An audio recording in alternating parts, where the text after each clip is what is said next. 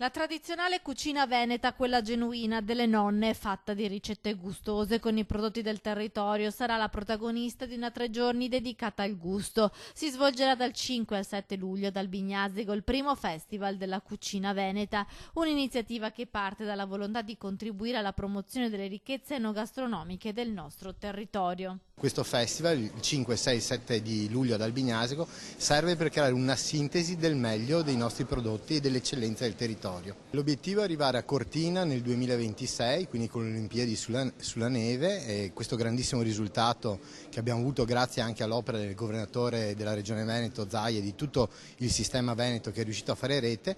e portare la cucina veneta di fronte a un pubblico internazionale nel 2026. La manifestazione, patrocinata dalla Regione Veneto, propone eventi di degustazione con 2 tipologie di menù, uno solo di pesce e l'altro di carne, e poi laboratori, show cooking e dibattiti sulla cucina tradizionale veneta. Lo scopo è quello di unire le imprese del territorio con la cultura, coinvolgendo la cittadinanza. La nostra regione è la prima regione italiana per prodotti di qualità e specialità tipiche, un patrimonio di identità, gusti e sapori che si specchia nella cucina e nella ristorazione veneta. Valorizzare la buona tavola veneta significa dunque restituire valore aggiunto al settore primario. Ricordo che il Veneto ha 75.000 imprese agricole che danno 6 miliardi e 300 milioni di prodotti del primario, 91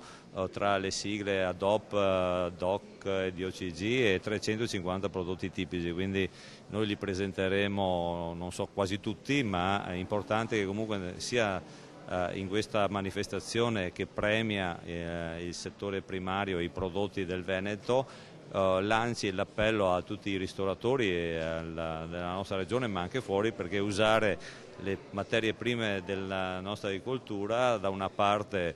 si dà un prodotto di alta qualità alla nostra cucina, quindi a tutti i cittadini, dall'altra parte diamo anche un reddito alle nostre imprese agricole.